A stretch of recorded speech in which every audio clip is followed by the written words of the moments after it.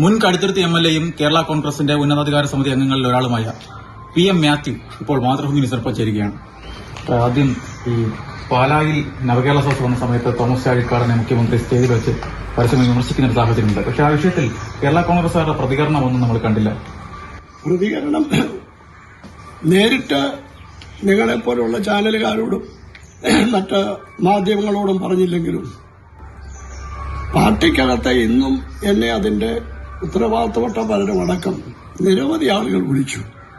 അവർക്കൊക്കെ വളരെ വിഷമവും അപമാനവും ഈ കാര്യത്തിൽ ഉണ്ട് എന്നവർ പറയുന്നു. വിഷയത്തില് ഈ ജോസ് കെ മാണി ഉൾപ്പെടെയുള്ള നേതാക്കളുടെ പ്രതികരണം വരാത്തത് എന്തുകൊണ്ടായിരിക്കും? പ്രതികരണം ഉണ്ടായിട്ടില്ല.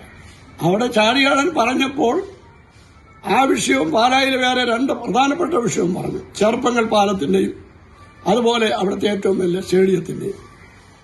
അതവിടെ പ്രസംഗം നിർത്തേണ്ടിയുണ്ട് കോഷി എന്ന് പറഞ്ഞു. നിർത്തിയപ്പോൾ അതിനുശേഷം അതിനെക്കുറിച്ച് എതിരായിട്ടൊന്നും പറഞ്ഞില്ലെങ്കിൽ മനസ്സിലാക്കാം. പക്ഷെ അദ്ദേഹം അവിടെ പറയരുതായിരുന്നു.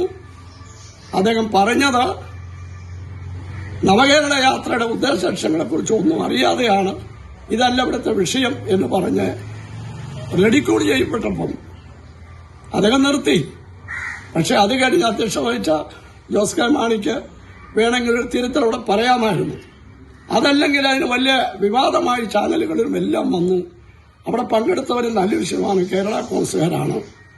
അവരെല്ലാം ഇത് കേട്ട് ധരിച്ചിരുന്നപ്പം മുഖ്യമന്ത്രിക്ക് തന്നെ ഒരു വിഷയം കൊടുക്കാമായിരുന്നു. ഞാൻ അങ്ങനെയല്ല ഉദ്ദേശിച്ചതെന്ന് പറഞ്ഞ് അത് മയപ്പെടുത്തി പറയാമായിരുന്നു. പറഞ്ഞില്ല മാത്രമല്ല, പുള്ളി നെഗറ്റീവായിട്ടാണ് പറഞ്ഞത്. എന്തായാലും കേരള കോൺഗ്രസിന്റെ ഇപ്പോഴത്തെ നേതൃത്വം പ്രതികരിക്കേണ്ട സമയത്ത് പ്രതികരിക്കണം. ഇപ്പോഴത്തെ മൌനം അത് പാർട്ടിക്ക് നല്ലതല്ല എന്നതാണ് കടുത്തുരുത്തി മുൻ MLAയും കേരള കോൺഗ്രസിന്റെ ഉന്നതാധികാര സമിതി അംഗങ്ങളിൽ ഒരാളുമായ PM മാത്യു ഇപ്പോൾ മാതൃഭൂമി ന്യൂസിനോട് പറഞ്ഞിരിക്കുന്നത്. ക്യാമറമാൻ ജോബൻ തേക്കടിക്കൊപ്പം Shinoj S T, Mathrubhumi news, Kottayam.